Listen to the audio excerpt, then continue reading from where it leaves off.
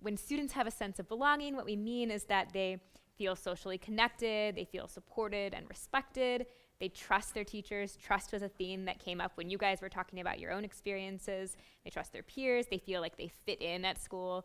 Fit in was another common theme that came up. They're not worried about being treated as a stereotype, and they're confident that they're seen as a person of value. So you talked about your contributions being valued by others.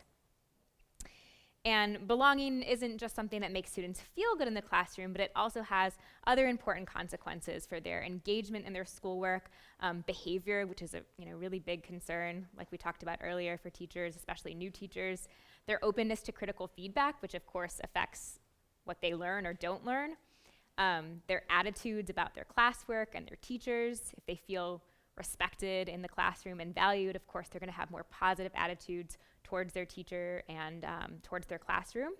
Their perseverance, whether they're willing to stick with it. If they don't feel like they belong and this is not the kind of environment where people like them can succeed, they're not going to be as motivated to stick with it. And then, of course, because of all these consequences on engagement, behavior, perseverance, etc., there's going to be an impact on students' performance.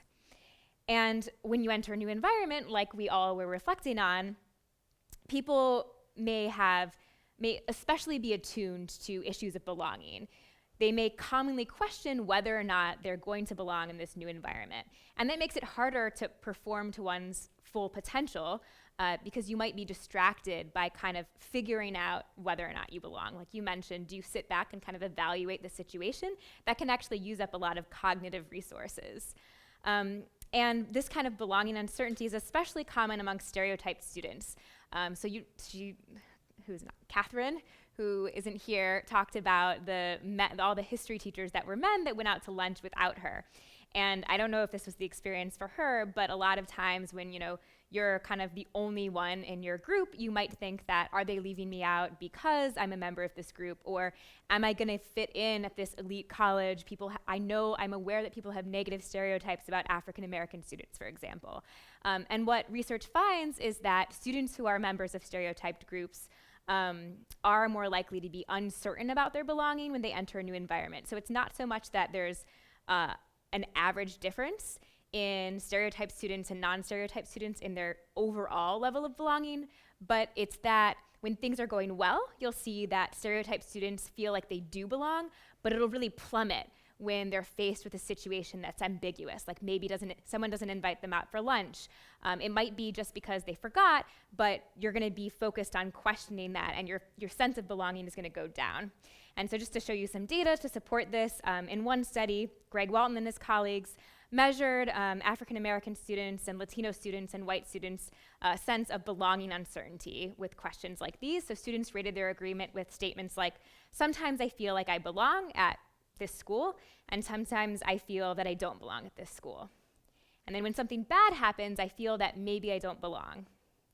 And this purple bar on the left is the white students, and the orange bar on the right is African American and Latino students. And so you can see that African and Latino college students have a higher degree of belonging uncertainty. They're much more, their belonging wavers much more based on the events of the day. And one way that you can reduce, let me just go back. And I mentioned that these issues of belonging are especially common among stereotyped students, and they help to reduce the effects of something called stereotype threat. So how many of you are familiar with the term stereotype threat? Okay, so not that many people, so I love talking about this work, so I'm really excited to share it with you. So stereotype threat is the fear of being judged or treated stereotypically. It's the worry that a negative stereotype about the self or your group might be true, or even if you don't think that it's true, you're worried that others might believe that it's true. So this fear of being judged through the lens of this negative stereotype can cause a lot of anxiety, not surprisingly, which can cause people to be distracted. So they're using up their cognitive resources to evaluate whether or not they belong. And so it's a lot harder to focus on performing to your full potential. So it actually undermines how they would have performed if that threat was taken away. So here's kind of just a model of what this looks like. So this threat of being judged or treated stereotypically leads to anxiety, fear, frustration. Mental resources are devoted to thinking about those stereotypes and wondering if people are judging you through that lens. You have higher physiological arousal. You see that cortisol levels are higher in students who are under stereotype threat. You could reduce your effort as a result of being under so much threat, or put in too much effort because you're so amped up. And all of these things then, not surprisingly, lead to lower performance. And what's important to note is that this isn't something that's unique to African American and Latino students in an academic environment, or women in STEM, which is another good example. But it's something that can happen to anyone if you're a member of a group that is stereotyped in any domain. So just to give you an example of another domain where a group might be stigmatized, I'm going to show you a brief video clip. And this is something that Greg Walton likes to show whenever he talks about work, and he's the one that pioneered this work around belonging. All right. Enough of the fanfare. Call it. That's your tails. Tails. Choose. You first. All right, little chick, set it off. DJ, 45 seconds. Spin that shit. I'ma murder this man. He the type to lose a fight with a dyke. They don't laugh cause you whack, they laugh cause you white with a mic. You're a laughing stock, and when it's laughing stop, when you will ever last, bitch ass get popped. You a wigger that invented rhyme for money. Watch little tick spit, kick the Energizer bunny. Rip the rabbit head off, toss it to Hugh Hefner. Cause I don't play, boy. Now tell me who's fresher. LT, that's right, cop the heat and shoot ya. I'll punish rabbit or obsolete future. My paws love the Marla MC, cause he faker than a psychic with caller ID. So that bullshit, save it for storage. Cause this is hip hop, you don't belong, you're a tourist. So put your hockey sticks and baseball bat away. Cause this here Detroit 60 Mile Road is that away. That away. Whoa, okay. 45 seconds, very nice. Hey, you did a good job, little bitch. I mean, little tip, my bad. All right, next up is my boy Bunny Rabbit. Hey, y'all can talk all that shit if you want to, but I'm telling you, I vouch for this motherfucker right here. He's a genius, man, a motherfucking genius. Get that shit, 45 seconds, Rabbit. DJ, kick it. Hey, yo.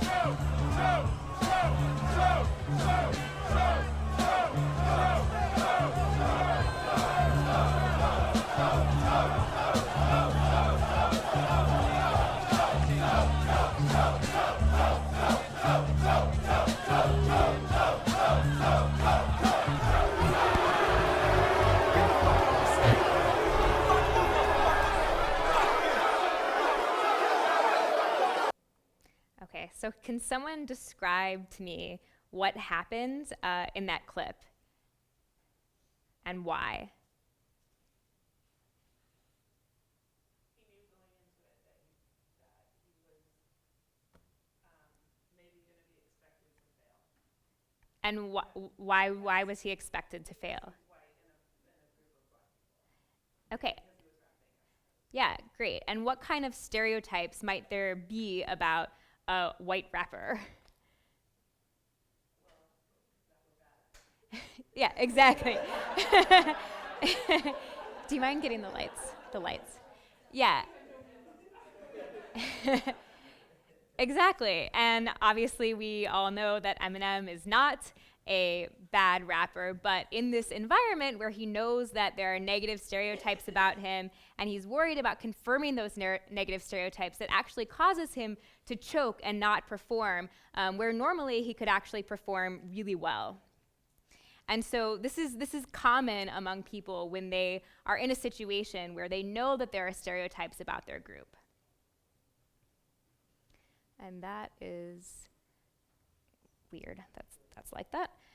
Okay, so just to go back to students, I just wanted to give that example to kind of show that, you know, these stereotype threat is common in lots of situations. There's also really interesting research showing that, so there's one really great study where they bring people in to play golf, and they either tell them that it's a measure of their sports skills, like how athletic they are, or they tell them that it's a measure of sports intelligence. And when they're told that it's a measure of athletic ability, the African American participants outperform the white participants. And when they say that it's a measure of sports intelligence, the white participants outperform the African American participants. And it's the exact same task. They're just framing what the task is measuring. So I think that's another really interesting example outside of the school context.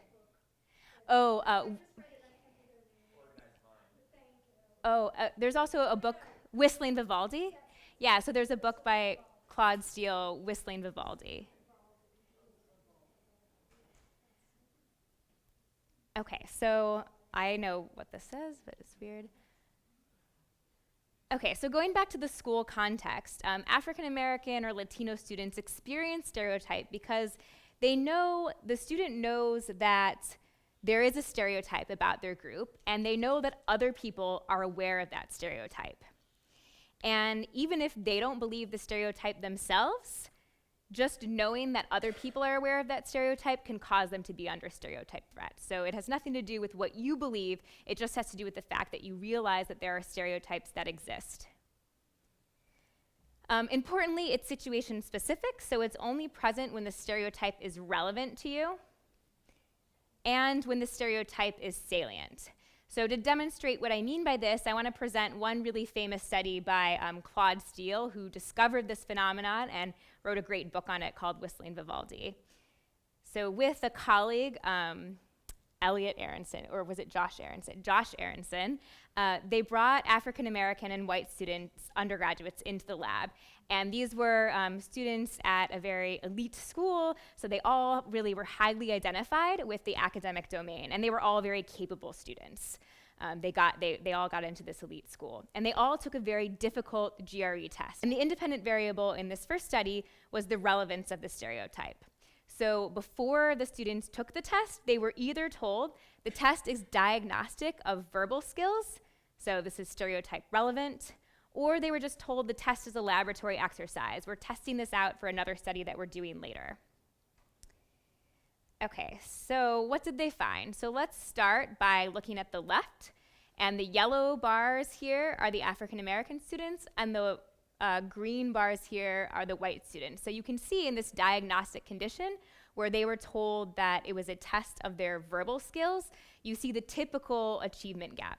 The white students outperformed the black students. And this achievement gap is a really interesting phenomenon because even when you control for previous experience, like if you have two students that got into the same school, they both got into Stanford, one student's African American, one student's white, they both got the exact same score on the SAT, they both grew up in the same SES level household, you control for everything, you still see this achievement gap. So it's not just that they have different experiences, that it's because they came in at different levels, it's really something else going on.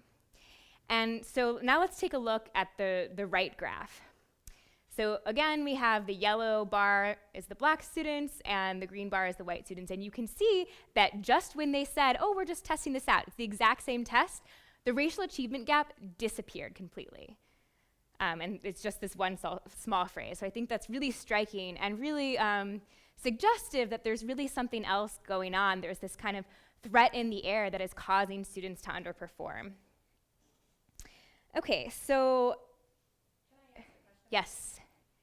Okay, so in another study in this same set of research studies, they again brought African American and white students into the lab and again gave them a very difficult GRE test. But this time, what they manipulated was when they asked them to fill out their race. They either asked them to fill out their race before they took the test or after they took the test. And again, you can see on the left that when they filled out their race before the test, you see the typical racial achievement gap. But when they indicated their race after the test, that achievement gap actually went away.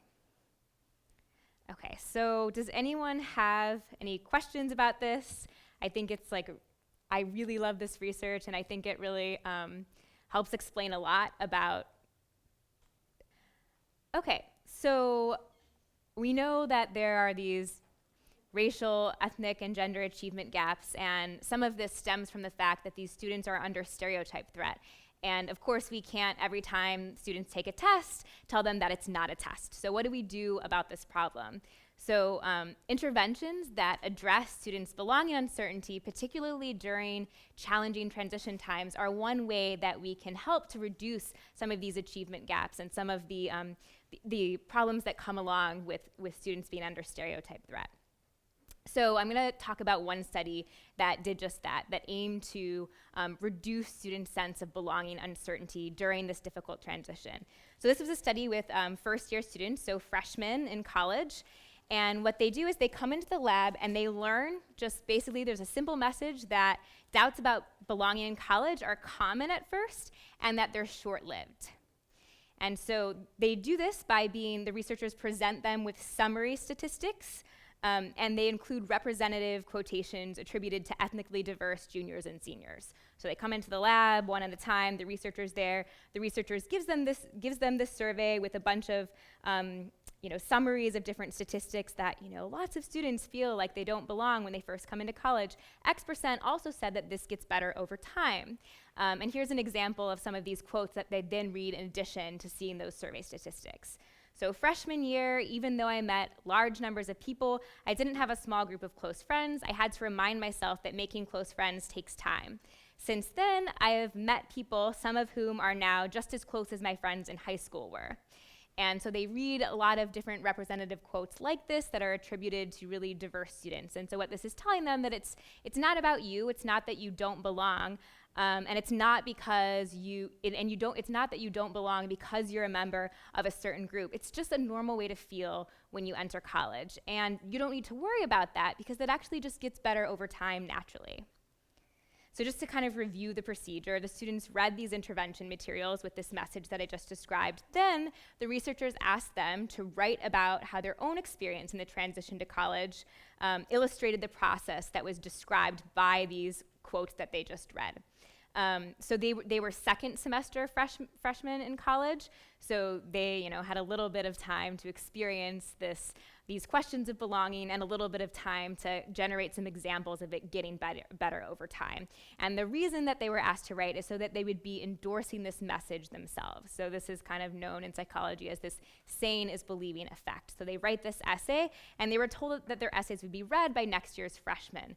So this was not presented as an intervention to reduce stereotype threat, to help them do better in school, but it was presented as a way that they could help other students coming into school next year. So it was presented as honorific, which is really important because when you tell students that you're intervening on them, there could be unintended consequences that come from them feeling like they need to have some kind of intervention. And then they delivered this essay as a speech to the video camera, again, kind of reinforcing this effect of having them endorse the message, the saying is believing is effect. And then they measured, and black and white students did this, and there was also a control group where students came into the lab and they also read survey statistics, but they were not about questions of belonging. They were just about how college was kind of different from high school, so totally unrelated materials.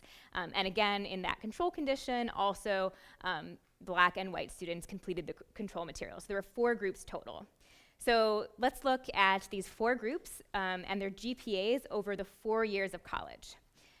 Okay, so there are a lot of lines here, so I'll walk you through them one by one. So first, let's look at the white control group. This is kind of business as usual for them. So that is the purple line, and you can see then the purple group, or the like bluish color, the purple line with the little triangles, those are the black students in the control group. And you can see that there's this typical racial achievement gap that plays out over all 4 years of college. Okay, so then let's look at the white treatment group. You can see that they're pretty similar to the white control group. So this intervention didn't have an impact on white students in college. They did just as well in both the treatment and control group. But the really interesting condition is this green line here, the black students that were in the treatment group. And you can see that this intervention over the course of 4 years of college actually significantly reduced the racial achievement gap. It actually reduced it by 50%. So this is a pretty striking effect for just this 1 hour intervention where students were just, they just had those kind of questions that were distracting them, and using up cognitive resources kind of alleviated, and that allowed them to focus on school. And then these effects kind of reinforce themselves over time. It's not that they're thinking about, oh, I read this one survey one time, but they're just kind of able to focus, and then their early successes build on each other. Maybe they, join a club and they start to feel like they belong, and then that, encourages them to reach out to other people and get, these students in this group actually were more likely to go to office hours, to email their professor, etc. So it's a lot of things are happening after this intervention that are leading to this effect over time. And most of them actually don't even remember by the end that they did any kind of intervention in their freshman year. Okay, so this is a lot of data here. I want to stop again and pause to see if anyone has any questions. Oh, the standard deviation? Yeah, I actually don't remember what it is, but the error bars obviously do not overlap, otherwise they wouldn't be statistically significant. But I can send you this paper. And if you Google it, it's Walton and Cohen Science. It's their science paper, so it's their most well-known paper. So it'll be like the first one that comes up. But we'll also add that to the wiki. Yes. So the researchers bring students into the lab. The student reads a survey saying that, like X% of students question their belonging when they first enter college, and X% of students say that, over time these feelings of belonging get better, and then they read these representative quotes. And that's really the big part of the intervention, reading these quotes by ethnically diverse students, students of all different races and genders, where they see students saying things like, at first I felt like I didn't belong, X happened to me and it made me feel bad, but then over time, I started to fit in, I joined this club and I felt good. And so the message is basically, there are two key parts of it. This is a normal way to feel, is the first part, and it gets better over time is the second main part. And then they ask these students, how does your own experience in college so far as a second semester freshman, how is it similar to the quotes of the students that you just read? Will you write an essay like the ones that you just read and deliver it to a camera? And did the white students have a white quote? Or Every intervention had white students, black students, Latino students, Asian students for all participants.